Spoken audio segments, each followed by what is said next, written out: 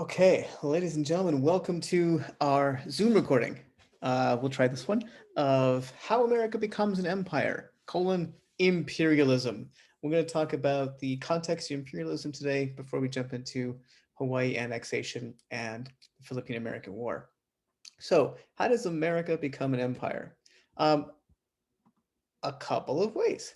Remember, of course, that we had already established America's presence across the continent of North America by basically the 1853, 1860, the Civil War. We have the Mexican cession of the Mexican-American War, Oregon Territory, Texas, Florida, Louisiana Purchase, all had established the United States as spreading, as the song says, from sea to shining sea. And remember, the guiding ethos behind this was the idea of manifest destiny, that the belief that many Americans had in the 1800s that the US had a God-given responsibility to take over the entire continent of North America and to spread its culture, its religion, and its technology. We'll go into more detail in just a minute on that. Meanwhile, around the world, European powers are engaged in a process of imperialism as well, which is the policy of extending the rule of authority over one country over other countries, or of acquiring holding colonies and dependencies. And you see in the picture sort of the British, German, and Russian grab bags of territory around the world. And that's what Europe was engaged in, and we'll go into more detail here in just a second.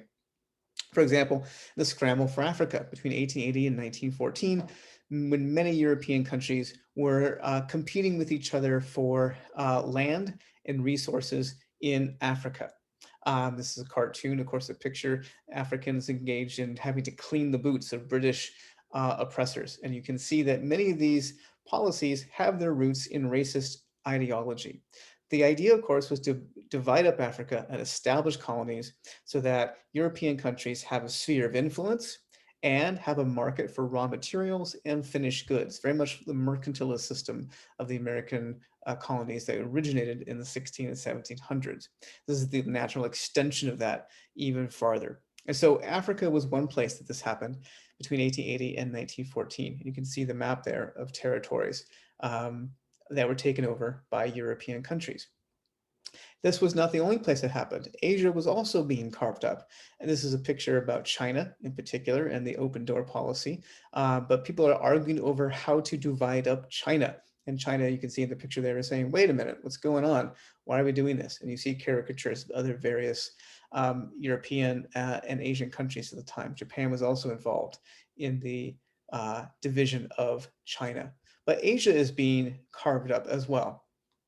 And you can see, although nominally that China is considered independent, China was actually controlled in many places by European powers, particularly in the capitals of Beijing and Shanghai and other places. And you see European influence and eventually American influence in the Philippines by 1914. But back to the United States. And in the late 1800s, the United States decided that they need to join the Europeans in seeking out new territories and setting up colonies outside its borders for a variety of reasons, which we'll get into in just a minute. But as you can see, the cartoon here is suggesting the United States starts from a relatively small little child to a scrawny little youngster to a lean, fighting fit person to, by the time we're in the 1890s, we're very corpulent in our European ambitions for territory and expansion. Why do we want to become an imperialist country? We've got three M's that we need to remember. And these three M's are going to dominate American foreign policy up until today, so the next 140 years. Let's talk about what they are. First one is markets. Money. Markets or money. Money markets. Money, money, money, money, money. Markets. The US had industrialized very quickly, and there was now a surplus of manufactured goods, so many that our own population couldn't continue to buy them. And the US needed raw materials and new markets to sell their goods. And so we need to go out and find new places to trade with, new markets, and to spread capitalism, spread our economy. How are we going to do that? Well, in order to find new markets, we need ships to carry our goods, but those ships need a navy to protect them. You can't have merchant ships sailing off and being at the mercy of Great Britain or Germany or France. And a navy is going to need bases and colonies for refueling. This is especially true when it comes to not just the military, but a navy in particular. So we need a strong naval fleet. And this idea was best illustrated by a book by Alfred Thayer Mahan, which is the picture on your right, The Influence of Sea Power Upon History. And he argued that no great empire had ever succeeded without having access to a strong naval fleet to protect its shipping. And so in the 1870s and 1880s, the United States invests heavily in a modern naval fleet.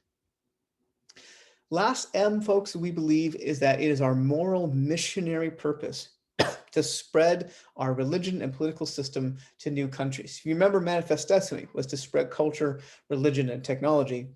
The United States felt they had a similar obligation around the world.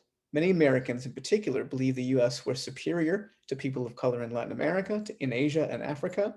This was an idea best illustrated by Rudyard Kipling, who was British, in the idea of the white man's burden, but heavily bought into in the United States as well. And you can see Uncle Sam there struggling under his perceived burden of helping people who are, as the United States would consider it, less fortunate or less civilized than the Europeans and the Americans.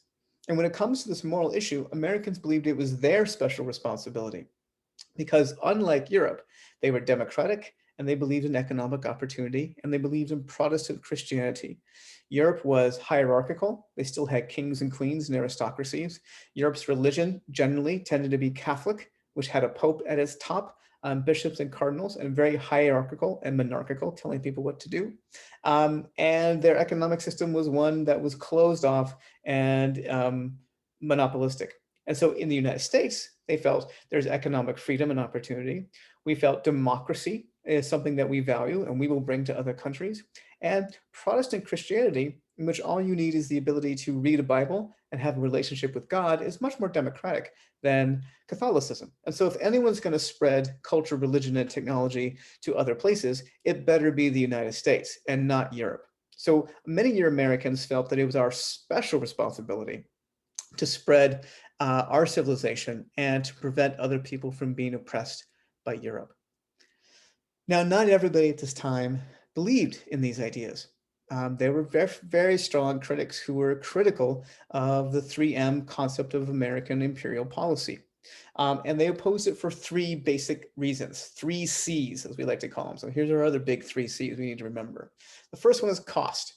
The cost of maintaining a large Navy and bases around the world can be very expensive. It takes a lot of money to spread your influence and to maintain forts and to maintain naval bases and refueling supplies. So it costs a lot of money that we could be using perhaps at home.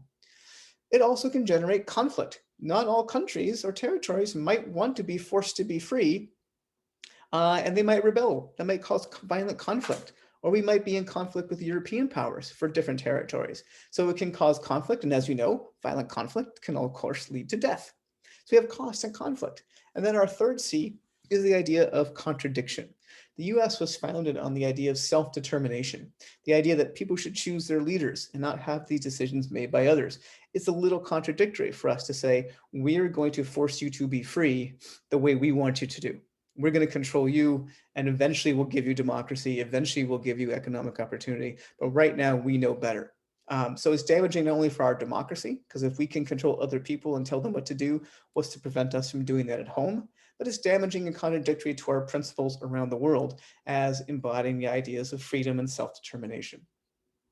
That's a little bit of the context behind imperialism. In our next segment, we're going to talk about Hawaii in particular, and that's going to lead us to the Hawaii annexation, Spanish-American War, and then the Philippine-American War as well.